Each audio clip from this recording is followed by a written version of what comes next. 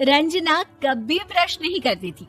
उसे कितनी बार उसके माँ बाप ने डांटा, लेकिन उसका कोई असर उस पर होता ही नहीं था, जिस कारण से उसके दांत पीले पीले हो जाते हैं।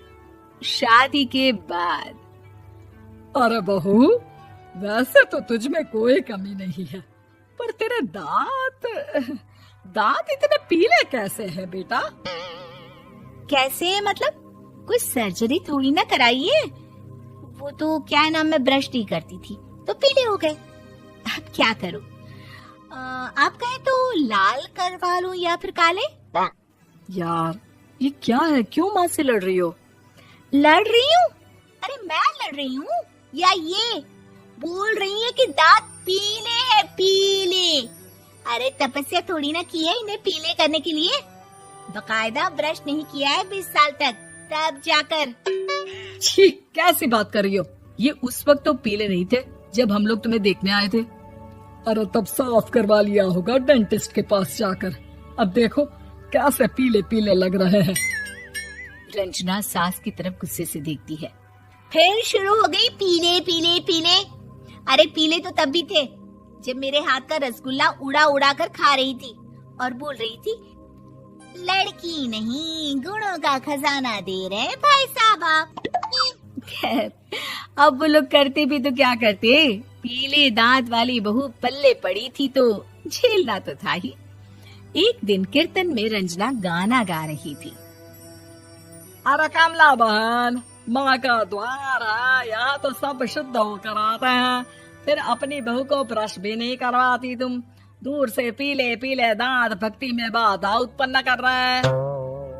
अरे कोई 2 साल के बच्चे थोड़ी ना लेकर आई हूँ मैं बहू बनाकर। अच्छी खासी लड़की है, अरे कैसे करवाऊं ब्रश? ये तो उसे खुद करना चाहिए ना। अब माँ बाप तो इसके जैसे तैसे निपटा दिए, ये नहीं सोचा कि सास कैसे संभालेगी। सास बहू को लेकर घर आ जाती है, लेकिन सोच लेती है कि अब इसे लेकर कहीं नहीं जाएगी। अगले रोज बहू कहती है, अरे क्या हो गया, मंदिर नहीं जाना क्या? कीर्तन का वक्त हो रहा है। मेरी मधुर वाणी से कान्हा जी जागते हैं और सोते हैं। आप तो जानती है ना उनकी भक्ति में कितना मन लगता है मेरा। वो क्या है ना, तबीयत ठीक नहीं लग रही है मेरी, आराम करूंगी मैं। तबीयत ठीक नहीं लग रही? अभी तो मिथुन के गाने पर नाच रही थी आप, और अब बोल रही है कि तबीयत ठीक नहीं लग रही। अरे भक्ति में मन लगा लो सासू माँ, ऊपर जाना है, क्या मुंह दिखाओगी आप? हाँ? सास को बहू की बात पर गुस्सा आ जाता है। मैं क्या मुंह दिखाऊंगी, इसकी चिंता तो ना कर, समझी? अपने मुंह की चिंता कर, जो ये पीले पीले दांत लेकर हर जगह पहुंच जाती है। पता है लोग कितना मजाक बनाते हैं। ना जी ना, मैं नहीं जाना कहीं तेरे साथ। तो ये बात है। कोई ना, मत जाओ, मैं अपने कमरे में ही बैठकर भक्ति कर लूंगी। ऊपर वाला दांत थोड़ी ना देखता है, मन देखता है, भावना देखता है। और अरे बस बस, तू सब कुछ दिखा, बस ये सफेद चमकदार दांत ना दिखाना किसी को, है? जा यहाँ से। बहू को सास की बात का कोई फर्क नहीं पड़ता, वो तो जैसी थी वैसी ही रह जाती है। सुबह नहाकर किचन में खाना बनाना, फिर खाना खाना, कीर्तन भजन करना और सो जाना। एक दिन, माँ जी मैं सहेली के घर जा रही हूँ, शाम को लेट आऊंगी। हाँ हाँ तो जाना, मैंने कौन सा तेरी आरती करनी है घर पर बैठकर। रंजना सहेली के घर जाती है, जहाँ वो पार्टी में जाने की तैयारी कर रही होती है। अरे शिखा, कहाँ जाने की तैयारी कर रही है? मैं गलत वक्त पर आ गई क्या? अरे नहीं यार, उल्टा सही वक्त पर आ गया। मैंने ये साड़ी और ज्वेलरी निकाली है यार, शाम को इनके ऑफिस की एक पार्टी में जाना है।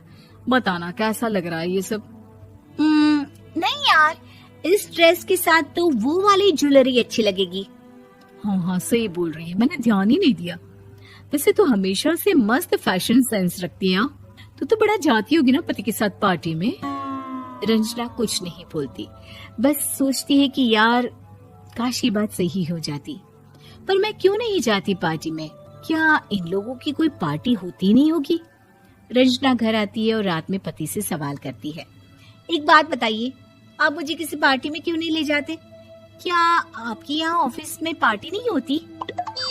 पति बेचारा क्या कहता कि दांत पीले हैं तुम्हारे इसलिए। अरे कोई पार्टी होती नहीं हम लोगों के ऑफिस में, तो कहाँ से लेकर जाऊं? और मार्केट, मॉल, कहीं वीकेंड घूमना, कहीं तो। अरे यार, सारे हफ्ते में एक छुट्टी मिलती है, तो सोचता हूँ कि आराम ही कर लूं। क्यों? रंजना मन मार के रह जाती है। पहले कभी सास के साथ मंदिर जाया करती थी, लेकिन वो भी सास ने ले जाना बंद कर दिया। घर बैठी बैठी रंजना बोर हो जाती है। तभी उसे आइडिया आता है और वो मायके जाने का सोचती है। सासू माँ, 2 दिनों के लिए मम्मी के घर जा रही हूँ। अच्छा अच्छा, ठीक है, आराम से जा।